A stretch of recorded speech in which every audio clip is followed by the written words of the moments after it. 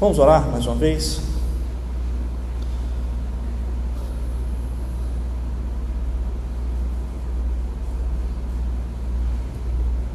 Ó Deus, em nome do Senhor Jesus, nós agradecemos a Ti pelo privilégio de falarmos com o Senhor até aqui. Obrigado, Deus, por poder contemplar a Tua fidelidade, ó Deus, por poder contemplar, ó Deus, o perdão que temos em Cristo Jesus. Obrigado, Deus, pelo privilégio de agradecer o Senhor cantando verdades. Ó Deus, em nome do Senhor Jesus, nós te pedimos agora que o Senhor fale conosco através da Tua palavra, que o Senhor abra o nosso entendimento, abra o nosso coração, ó Deus, para ouvir, entender e viver, ó Deus, a Tua palavra. Quer começar de mim, ó Deus, todos nós aqui nessa noite possamos aprender, ó Deus, a nos lembrar das coisas que são mais importantes na nossa vida. Obrigado, Deus, por esse privilégio que nós temos de ouvir mais uma vez a Tua palavra, em nome de Jesus, amém. Meus irmãos, nós encerramos hoje essa mini sequência nos Salmos que nós estamos vendo, e nós temos aprendido desde o domingo passado que esses livros dos Salmos aqui não são poesias aleatórias, mas elas contam uma história. Já há bastante tempo começou-se a surgir essa ideia. Por exemplo, João Calvino, ele vai dizer nos seus comentários que os Salmos são como uma mini Bíblia dentro da Bíblia. Toda a Bíblia está contida dentro dos Salmos. De algumas décadas para cá, inclusive, alguns estudiosos têm percebido mais detalhes que comprovam a unidade dos Salmos como uma narrativa. Alguns vão dizer que os Salmos foram divididos em 5 livros, porque é uma resposta aos 5 livros da Torá, o Pentateuco. Outros vão dizer que esses 5 livros contam a história de Israel e a redenção futura dos seus eleitos. E nós temos aprendido que todas essas interpretações, elas podem ser consideradas ao mesmo tempo, porque nenhuma delas se contradizem. E se você está se perguntando, mas que 5 livros são estes? Nós aprendemos no domingo passado. Procure lá no canal da igreja, nós temos este sermão que vai explicar direitinho que 5 livros dos Salmos são esses. No domingo passado, nós aprendemos sobre o Salmo 42 e 43, que está no livro 2 dos Salmos. E lá nós aprendemos que nesse livro, de forma geral, nós temos muitas referências ao Êxodo, de quando o povo sofria com a escravidão lá no Egito, de quando o povo saiu pelo deserto, de quando o povo fez uma aliança com o Senhor lá no Sinai. Este livro também, meus irmãos, ele vai falar muito sobre o rei ungido, o rei Davi. Na verdade, o livro 2 é o segundo livro com mais salmos de Davi que nós temos aqui dentro do Saltério. E quando nós observamos estes salmos davídicos, nós vimos que Davi é relatado ali, ou é retratado de forma interessante. Por exemplo, Davi é o rei ungido pelo Senhor, sim, mas ele estava cercado de inimigos. Inimigos que, inclusive, na sua angústia, na sua sede, lhe ofereceram vinagre para beber, como um sinal de deboche, como um sinal de desejo de que ele sofresse ainda mais. E isso está lá no Salmo 69. Este rei também, embora ele seja ungido de Deus, ele foi traído por alguém íntimo, que inclusive comeu com ele, como narra o Salmo de número 55. Então nós aprendemos e nos parece muito claro que o salmista também está falando de alguém muito mais importante do que Davi. Nós cremos então que esse livro, bem como toda a palavra de Deus, ela aponta para o rei Jesus Cristo, que também foi traído, e que também na sua sede lhe ofereceram vinagre para beber. Mas esse rei, meus irmãos, ao contrário dos outros reis, ele não foi derrotado. Esse rei, Cristo Jesus, ele não foi derrotado. Davi, então, ele aponta para Cristo, para o rei ungido de Deus, que reina sobre o seu povo. Nós aprendemos também sobre uma estrutura que está dentro do livro 2, um conjunto de salmos ali que pega o Salmo 42 até o Salmo 49. Esse conjunto, ele funciona como se fosse um grande salmo de lamento. Um salmo de lamento, ele começa triste, ele começa angustiante. Mas na maioria dos salmos, em determinado momento, há uma reviravolta no lamento. É como se o salmista se lembrasse da promessa de Deus, é como se o salmista se lembrasse da justiça de Deus. Então o salmo termina em tons de confiança, o salmo termina em tons de alegria. E nós observamos a mesma dinâmica aqui, principalmente dos versículos 42 ao 45, porque ele começa o Salmo 42 e o Salmo 45 com um sofrimento, e um sofrimento individual. Eu sofri, eu vi o povo sofrendo. Só que esse sofrimento ele aumenta de escala, e no Salmo 44 nós vamos ver agora o sofrimento é coletivo, nós estamos sofrendo. Mas logo em seguida nós temos uma reviravolta no lamento. Logo em seguida nós somos surpreendidos com um salmo nupcial, um salmo de casamento, o Salmo 45. E é nesse salmo que nós somos apresentados a um noivo, que ele é poderoso, ele é bonito, ele é justo, ele é verdadeiro, e que as suas palavras transmitem graça. Este noivo, inclusive, ele recebe a sua esposa, ele recebe como esposa uma mulher gentia, uma mulher que deixou a sua vida de outrora, que deixou o seu povo, e esse noivo recebe essa noiva com novas vestes. Ou seja, a estrutura do livro 2, ela quer mostrar que eles estavam sofrendo muito. Às vezes parecia até que Deus havia abandonado eles, mas em determinado momento eles se lembraram do que foi prometido a eles: um resgatador, um noivo que viria buscar a sua noiva. E nós aprendemos então, meus irmãos, que essa estrutura aponta para a nossa relação entre a igreja e Cristo, entre a igreja com Cristo. A igreja é a noiva redimida deste noivo, é essa noiva vestida de novas vestes, e que Cristo vai buscar. E por isso nós vivemos nessa esperança. E por fim, nós vimos sobre o Salmo 42 e o Salmo 43 em si. Nós vimos que esses dois salmos, eles são considerados como um só. E eles transmitem justamente essa sede de esperança pela volta do rei, essa sede de esperança pela chegada do noivo. Mas o noivo ainda não chegou, nós ainda sofremos. E é por isso que o salmista ele faz questão de repetir o seu refrão por algumas vezes: espera, espera que eu ainda louvarei o meu Deus. E meus irmãos, isso foi um pouco do que nós vimos no domingo passado, sobre essa realidade passageira que nós vivemos. Nós ainda passaremos por tribulações e por tristezas, sim, mas o nosso coração ele deve estar esperançoso pela chegada do noivo, Cristo Jesus. E nesse dia nós cremos que toda dor e todo sofrimento terão um fim. E hoje, meus irmãos, se Deus assim nos permitir, nós meditaremos no Salmo 90 e em alguns versículos que circundam ele. E nós vamos aprender que em certos momentos é preciso trazer à memória aquilo que pode nos dar esperança. E nós vamos meditar a respeito do que pode nos trazer à memória em três aspectos. O que nós devemos trazer à memória em três aspectos. Nós precisamos trazer à memória a aliança do Senhor. Nós precisamos trazer à memória quem é o nosso refúgio. E por fim nós precisamos trazer à memória quem é de fato o rei de nossas vidas. Primeiro ponto então, trazer à memória, nós precisamos trazer à memória a aliança.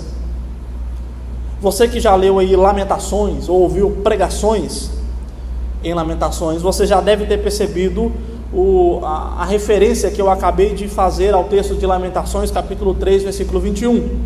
Aquele famoso versículo do quero trazer à memória aquilo que me pode dar esperança.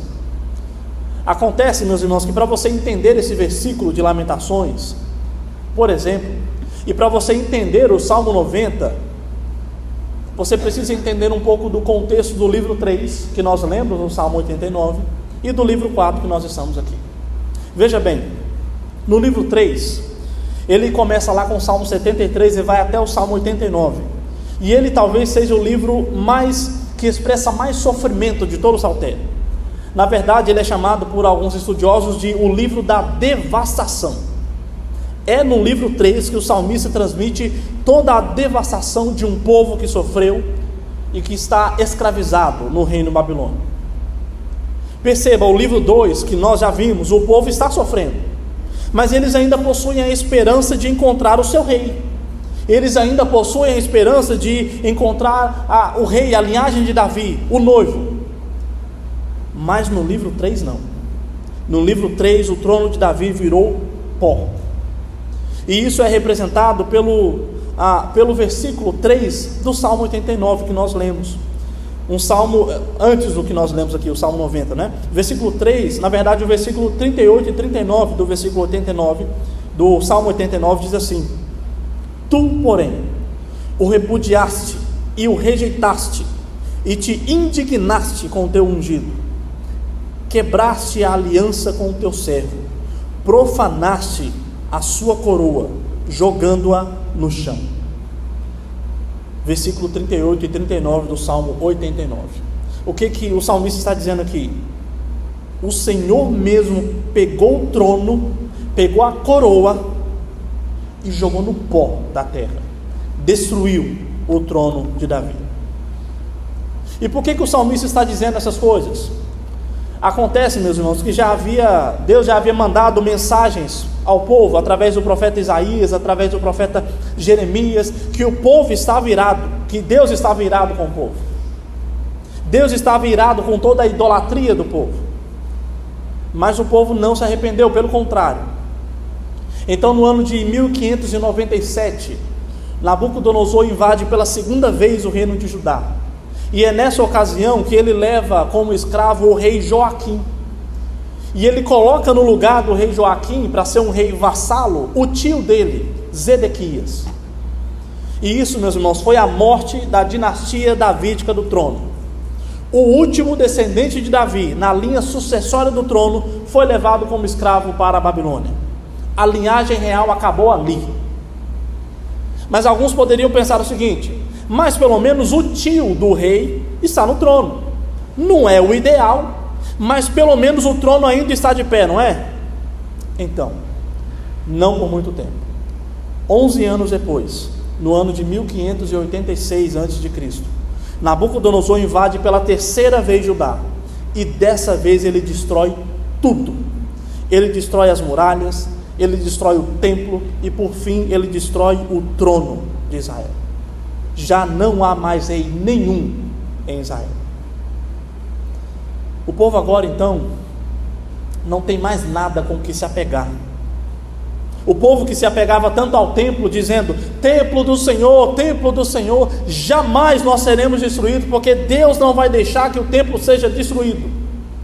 A dinastia davídica, que o povo acreditava que seria eterno, agora eles veem tudo isso se acabar, tudo isso ser destruído. E é nesse contexto que o livro 4, o Salmo 90 começa. Não há mais cidade, não há mais muros, não há mais templo e principalmente não há mais rei. Meus irmãos, sabe aquele momento em que tudo que você se apegava, tudo que te dava segurança acaba e você fica sem chão? Por exemplo, se você pensar um pouco sobre isso, você vai perceber que para a maioria das pessoas, a segurança dela está em algumas coisas, em alguns itens, por ordem de importância. Em primeiro lugar, para a maioria das pessoas, a segurança está na família, com certeza, esse é o nosso porto seguro. Em segundo lugar, talvez a segurança está na casa, na sua casa, porque se tudo der errado, você só quer voltar para a sua casa. Em terceiro lugar, o seu salário. As coisas podem estar difíceis, mas pelo menos nós temos um trabalho e pelo menos no final do mês nós temos um sustento. E essas coisas dão segurança, dão paz para a maioria das pessoas. Mas imagine você perder tudo isso da noite para o dia. A empresa não vai bem e você perdeu o emprego. Então você só quer voltar para casa e pensar no que vai fazer, mas então você descobre que houve um curto-circuito e a sua casa pegou fogo. Bom, mas pelo menos você ainda tem a sua família. Então, você descobre que a sua família estava dentro da casa que pegou fogo. Difícil? Desesperador? O fundo do poço? Então, é mais ou menos nessa situação que o povo de Deus estava passando. Este é o contexto aqui do livro 4. E veja que interessante. Você reparou que o Salmo 90, o que abre esse livro é o Salmo de Moisés? Mas como assim? O cativeiro babilônico ele foi muito tempo depois de Moisés. Por que colocar o Salmo de Moisés aqui, nesse contexto tão triste? Meus irmãos, geralmente quando tudo dá errado para alguém, não sei se os irmãos já conversaram com alguém assim, ou os irmãos já passaram por isso, mas geralmente quando tudo está dando errado para alguém, uma pergunta que sempre aparece é: aonde foi que eu errei? Não é? E essa pergunta, ela pressupõe que você está olhando para trás, e você está tentando enxergar uma solução, está tentando enxergar o que você pode consertar. Então o povo pensa: se o nosso rei foi levado como escravo, se o trono de Davi virou pó, então está na hora de nós voltarmos ao início. E para onde nós vamos voltar? Nós vamos voltar para o tempo em que Deus fez uma aliança conosco. E quem foi esse mediador dessa aliança entre Deus e o povo? Quem foi que desceu com as tábuas da lei? Para quem foi que nós prometemos que nós iríamos cumprir a lei do Senhor? A Moisés. Por isso o Salmo de Moisés está aqui abrindo o livro 4.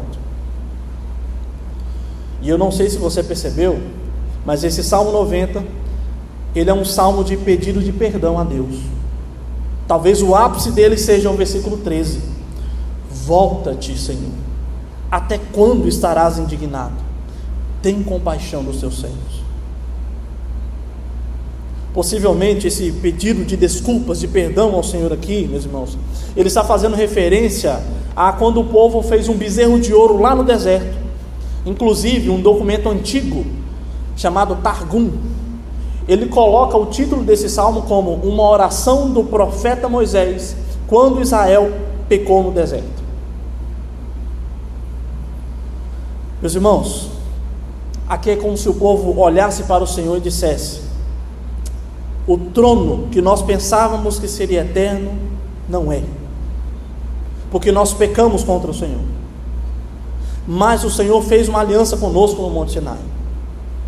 E assim como Moisés mediou o nosso pedido junto ao Senhor, mediou inclusive o nosso pedido de perdão junto ao Senhor, novamente, Senhor, nos perdoe.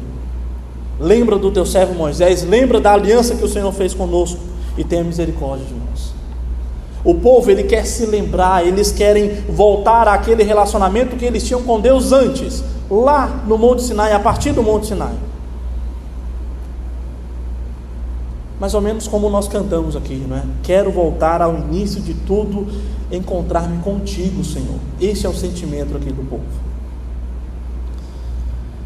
Meus irmãos, reinos passam, a saúde passa, o dinheiro acaba, bens materiais se deterioram, mas a fidelidade de Deus permanece.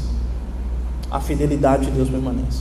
E mesmo que a nossa fidelidade a Ele vacile, a fidelidade de Deus permanece. Quantas e quantas vezes nós ignoramos a vontade do Senhor, nós nos rebelamos contra a palavra de Deus, mas graças a Deus que, como filhos que acabaram de ser disciplinados, como nós lemos na liturgia, graças a Deus porque nós podemos voltar para o nosso Pai. Nós podemos voltar para o relacionamento que nós tínhamos com Deus, porque Ele sempre cuidará de nós. Graças a Deus, porque Ele sempre cuidará de nós. Nós vimos então que nós devemos trazer à memória a aliança eterna que Deus tem com o seu povo. Agora nós veremos que devemos trazer à memória quem é o nosso refúgio.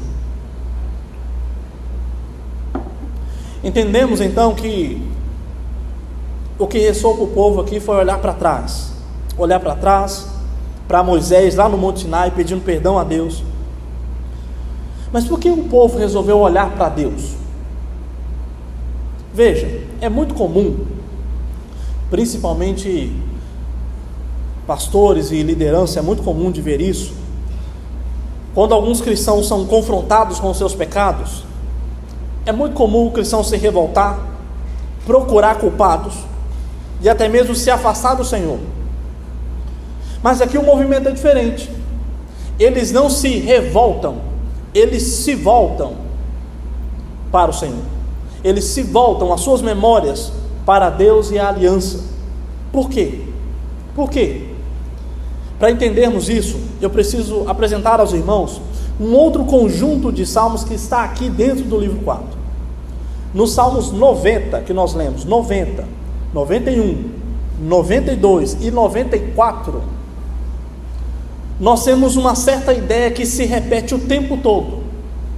Nós temos um tema que repete o tempo inteiro: Deus é o nosso refúgio. Veja o versículo 1 do Salmo 90, acompanhe comigo. Senhor, Tu tens sido nosso refúgio de geração em geração.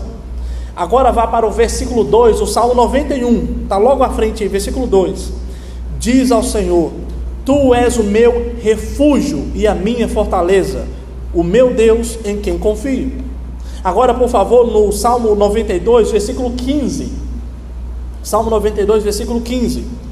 Para anunciar que o Senhor é reto, Ele é a minha rocha, e nele não há injustiça. Agora, por fim, no Salmo 94, versículo 22. Salmo 94, versículo 22. Mas o Senhor é o meu alto refúgio, e o meu Deus e o meu rochedo, e o rochedo em quem me abrigo. E nesses salmos, meus irmãos, que nós temos, e nesses salmos que nós vemos, e vários outros versículos dentro desses salmos aqui, a mesma temática, o mesmo tema sendo repetido, sendo colocado em foco: Deus é o meu refúgio. Você deve ter se perguntado: e o Salmo 93? Nós pulamos ele, não é? Agorinha nós vamos falar sobre ele. Mas aqui o assunto é um só: Deus é o nosso refúgio, Ele é a nossa rocha, Ele nos encobrirá com as suas asas, nos protegendo, Ele é o nosso refúgio. E nós aprendemos, meus irmãos, nós já aprendemos que o momento não é bom aqui. O reino de Judá caiu, o trono foi destruído, eles foram levados como escravos para a Babilônia. Eles sabem que tudo isso é juízo de Deus sobre o povo. Perceba então, eles agora não sabem como vai ser a vida deles lá no cativeiro, em terra estrangeira. E pelo que se sabe, no mínimo, eles foram achincalhados, humilhados na Babilônia. E ao saber disso, nós entenderemos o porquê que eles querem trazer à memória essa questão de que o Senhor é o refúgio. Um exemplo de que eles foram humilhados, nós podemos ver lá no Salmo 137. É nesse salmo que é dito que os babilônicos, eles pediam para os israelitas: cantem para nós cânticos de Sião, cantem para nós os cânticos de Sião. E veja, meus irmãos, a perversidade que é esse pedido. Eles não estavam pedindo para que eles cantassem os cânticos de Sião, porque os cânticos eram bonitos. Eles pediam para que os israelitas cantassem os cânticos de Sião, porque eles eram de Sião. Eram músicas que falavam de Jerusalém, do templo. Eram músicas que eram cantadas em Sião.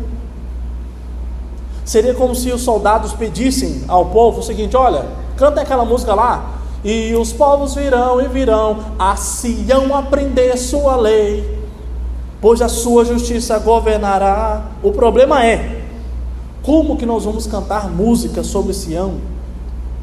Como que nós vamos cantar música sobre aonde Deus é adorado, sendo que nós estamos aqui, em terra estrangeira e inimiga, como escravos? Ou seja, eles estavam sofrendo, sendo humilhados nas mãos dos babilônicos. Em outras palavras, em uma perspectiva humana, eles estavam se sentindo inseguros, sem saber como será o futuro deles. Mas é nesse momento que nós observamos algo impressionante. Ao passo que eles eram escravos em terra estrangeira, sobre a opressão de inimigos, eles se lembram que a segurança dos muros de Jerusalém pode ter acabado. A segurança do exército pode ter acabado, mas a segurança do Senhor é eterna. O refúgio no Senhor é eterno. E veja que o versículo 1 e 2 do Salmo 90 traz essa perspectiva de eternidade. Senhor, Tu tens sido o nosso refúgio de geração a geração.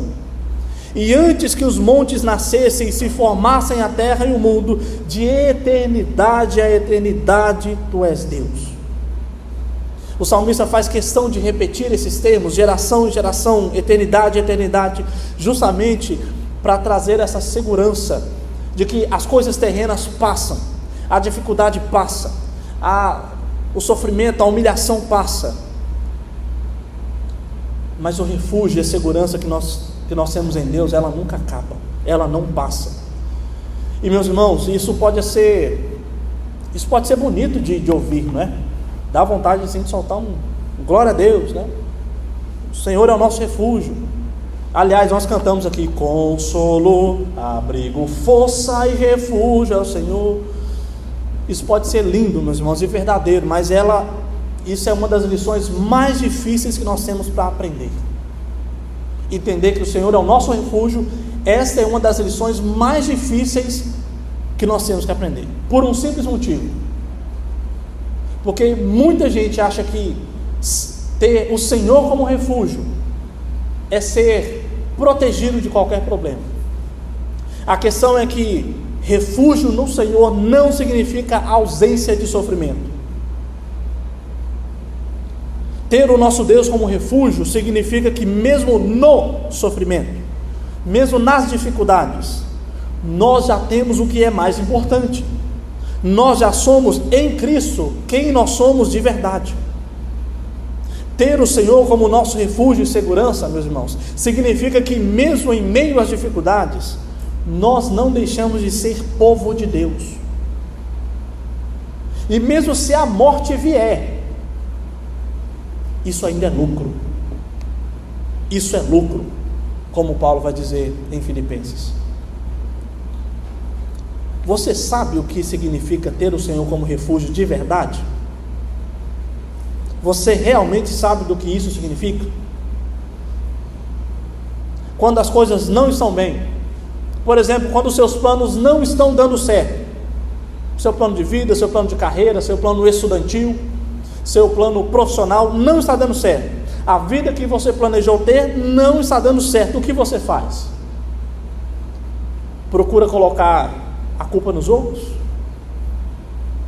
Procura culpados? Você culpa as circunstâncias? Você culpa até mesmo Deus? É em momentos como esses, meus irmãos, que a palavra de Deus nos desafia a ser gratos e louvar a Deus. Porque apesar das coisas não estarem como você gostaria que estivesse, Deus ainda continua sendo Deus. E você continua sendo filho e filha de Deus. Portanto, pode ser que você esteja precisando de ter aquela conversa franca com o Senhor, com o seu Pai. Abrir o seu coração como nunca foi feito antes. O povo aprendeu isso a duras penas. O Senhor nosso Deus é o nosso verdadeiro porto seguro. Ele é o nosso verdadeiro refúgio do nosso coração.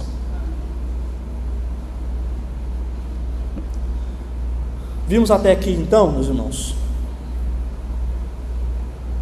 que o Salmo 90, bem como o livro 4, nos chama a trazer à memória a aliança de Deus que Ele fez conosco, e nos chama a trazer à memória que somente Deus é o nosso refúgio. Agora, por fim, nós veremos que nós devemos trazer à memória quem é de fato o nosso verdadeiro rei. Nós acabamos de aprender sobre uma estrutura dos Salmos que repete o assunto de que Deus é o nosso refúgio, certo? Salmo 90, 91, 92 e 94. E nós pulamos o 93. Isso porque, meus irmãos, o Salmo 93, e depois o 95 até o 99, ele se trata de um outro conjunto de salmos que também vai repetir um assunto. E acontece que esse assunto que é repetido também está ligado no fato de que o Senhor é o nosso refúgio. Felipe, pode colocar, por favor. Eu quero explicar aqui para vocês como um desenho para facilitar o entendimento dessa estrutura, desse conjunto de salmos que nós temos aí. Meus irmãos, a primeira estrutura que nós vimos é o Salmo 90, 91 e 94, certo? E esses salmos é um salmo de refúgio, o tema que repete é refúgio. Só que nós temos uma outra estrutura, o Salmo 93, e aí pula 95 até o 99, ele fala de um outro assunto que é repetido várias vezes, e ele funciona como uma espécie de quebra-cabeça, um é encaixado no outro, são um quebra-cabeça onde dois assuntos são trabalhados aqui. Mas que assunto é trabalhado nessa segunda peça do quebra-cabeça aí? Vê se você consegue perceber. No verso 1 do Salmo 93 diz o seguinte: reina, pode tirar, Felipe, obrigado. Reina o Senhor, revestiu-se de majestade, de poder se revestiu o Senhor e se cingiu, firmou o mundo que não vacila. Agora, no Salmo 95, nós não vamos ver todos os salmos, só esses dois. Versículo 3 do Salmo 95: porque o Senhor é o Deus supremo e grande Rei, acima de todos os deuses. Qual é o tema que está sendo repetido aqui, meus irmãos? Yahvé é o nosso verdadeiro Rei. O Senhor é o nosso Rei. Todos os salmos dessa estrutura, do Salmo 93, depois Salmo 95 até o Salmo 99, são salmos reais, salmos da realeza. E você pode se perguntar, mas o que isso tem a ver? Por que o organizador colocou esses salmos reais aqui? E ainda por cima ele colocou como se fosse para encaixar, para entrelaçar nos salmos de refúgio. Por que ele fez isso? Bom, meus irmãos, pense comigo. Imagine que a nação de Israel, lá no exílio babilônico, a nação olhou para a cidade santa, destruída. Eles olharam para o templo, destruído. Mas principalmente, o povo olhou para o trono de Davi e estava destruído. Então é como se eles chegassem à seguinte conclusão: de fato, enquanto o rei humano, que nós achávamos que seria eterno, caiu, nós temos um rei que jamais caiu e jamais cairá. Enquanto o nosso rei humano não conseguiu nos proteger dos nossos inimigos, nós temos um rei de fato soberano, que é o nosso refúgio, é a nossa segurança, e está acima de todos os inimigos. É por isso então que esse conjunto de salmos de refúgio e o conjunto de salmos reais meio que se encaixam, porque é como se o salmista estivesse dizendo: o rei Davi, o trono de Davi caiu, mas nós temos um rei que é muito maior do que qualquer trono humano, e esse trono humano não conseguiu nos proteger, não pode nos proteger, não pode proteger o nosso coração, mas esse rei soberano, ele pode nos proteger. E um detalhe interessante é que no antigo Oriente Próximo, era muito comum que a figura do rei fosse associada a essa figura também do protetor. E meus irmãos, só aqui nós já temos algumas implicações extremamente importantes para nós. Essa ideia de que pessoas, essa ideia de que governos humanos passam, mas o governo de Deus permanece, isso tem que ficar muito claro nos nossos corações. Essa ideia de que governos passam e eles não conseguem resolver o nosso maior problema, mas que nós temos um rei que consegue, isso tem que ficar muito claro nos nossos corações. Porque, por exemplo, e aqui eu cito um exemplo geral, eu poderia citar alguns exemplos específicos, mas, por exemplo, nas últimas eleições, do que teve de pessoa colocando pessoas e governos humanos como sendo o salvador do mundo, como sendo o salvador do país, não está escrito. E não me interessa se o governo é de esquerda, de direita, a sua confiança não pode ser depositada em governos humanos. Governos vêm e governos vão. Em um mandato é o governo A, em outro mandato já é o governo B, e nenhum deles pode resolver o problema do seu coração. Nenhum deles pode resolver o seu problema com o seu relacionamento com o Rei dos Reis. Mas o que nós temos visto é o contrário. Pessoas estão dispostas a quase evangelizar o outro para votar no político tal, mas não tem a capacidade de falar de Jesus para ninguém. Tem vergonha de postar um texto, um artigo, um estudo, uma pregação no Instagram, mas compartilha ali a mensagem do seu político favorito o tempo inteiro. Eu não estou dizendo, meus irmãos, que você não possa se identificar com algumas ideias, com propostas de alguém.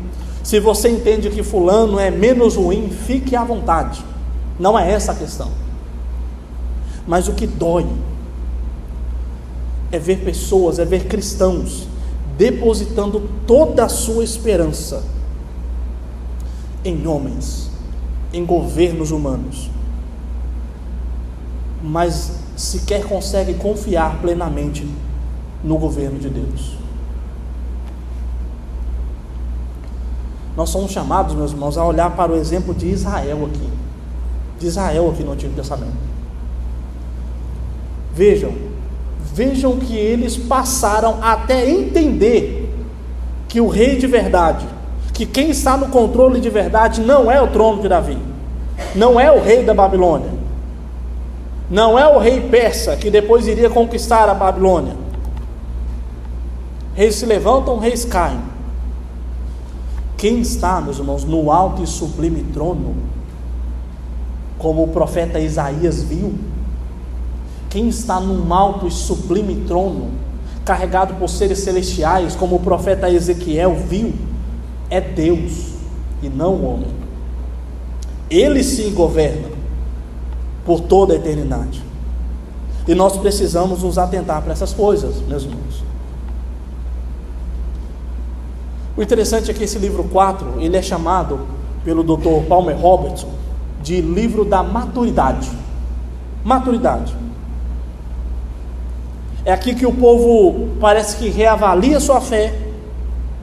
O povo reavalia em quem está depositada a sua fé, quem está depositada a sua esperança, quem é de fato o seu refúgio, quem é de fato o seu rei. E eles entendem, é o Senhor.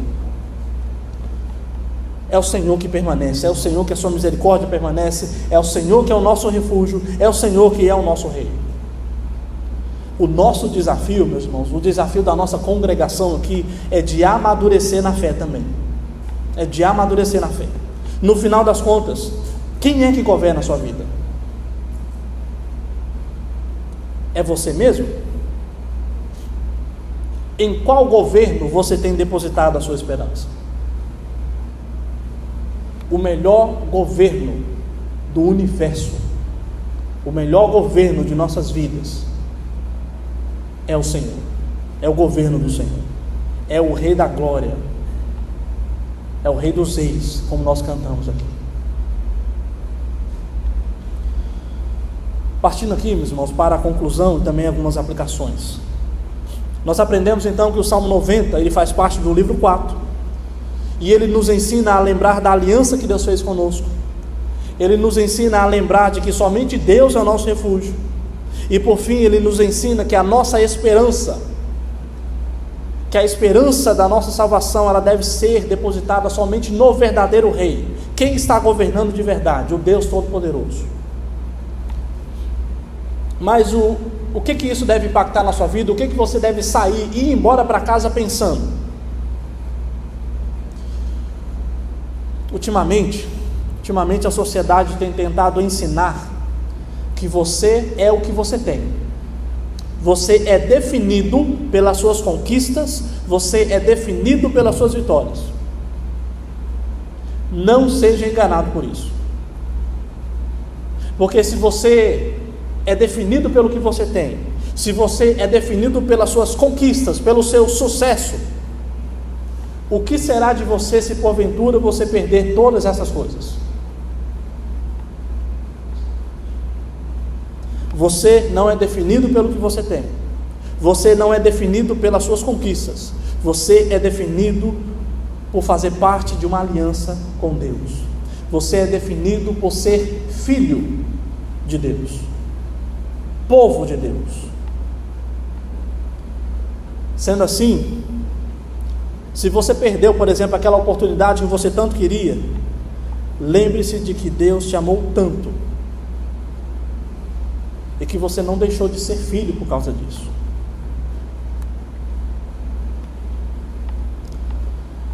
Nós temos muitos irmãos, meus irmãos, espalhados pelo mundo aí, que, por exemplo, sofreram abusos, sofrem de ansiedade, irmãos que inclusive chegam a pensar que eu sou definido pelos meus problemas, eu sou isso aqui, eu sou problema. Não.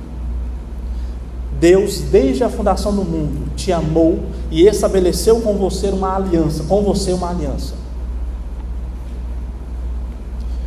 E se não há nada que você possa fazer para conquistar a salvação, as Escrituras também vão dizer que não há nada que você possa fazer para perder essa salvação. Você, uma vez que se arrependeu dos seus pecados, creu no Senhor Jesus, se rendeu ao Senhor Jesus e à sua palavra, meu amigo, não há nada que te separe do amor de Deus. Não há nada que te tire do cuidado de Deus. Uma outra lição, nós temos um outro grupo de pessoas que às vezes, e pode ser até as mesmas pessoas, que o seu mundo vai acabar.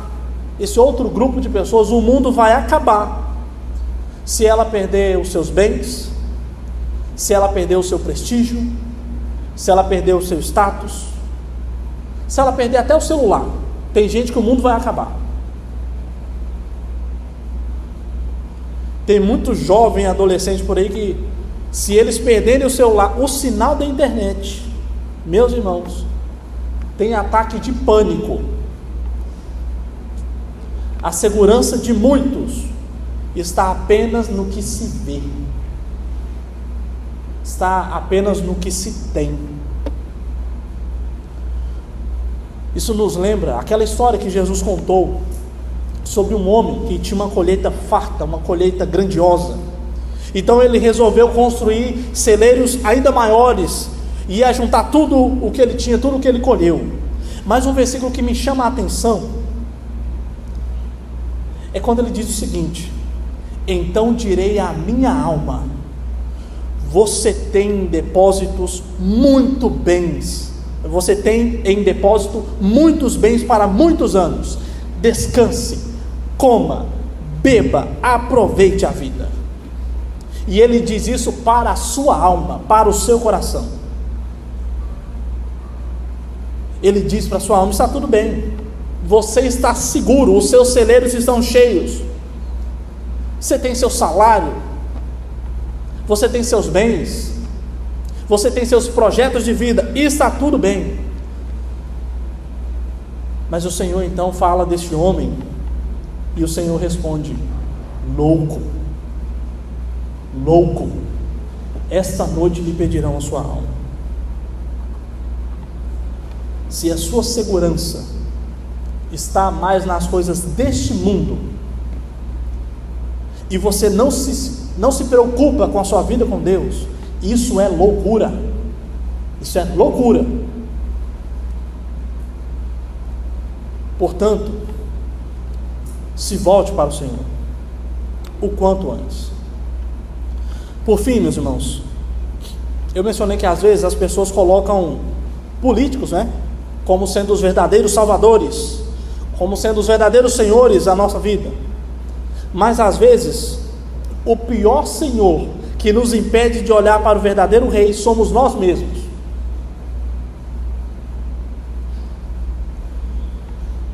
Somos nós mesmos. É por isso que nós somos, meus irmãos, desafiados a nos submeter ao verdadeiro Rei, nos submeter à palavra do verdadeiro Rei dos Reis. Deus nunca deixará de ser Deus. Deus nunca deixará de ser Deus, quer você queira, quer você não queira. Ele vai continuar sendo Deus. Então, destrone do seu coração todo e qualquer rei que insiste em governar ele. Destrone você mesmo do seu coração, para que o Senhor de fato possa ser o Rei dos Reis, Senhor da sua vida. Amém. Vamos orar.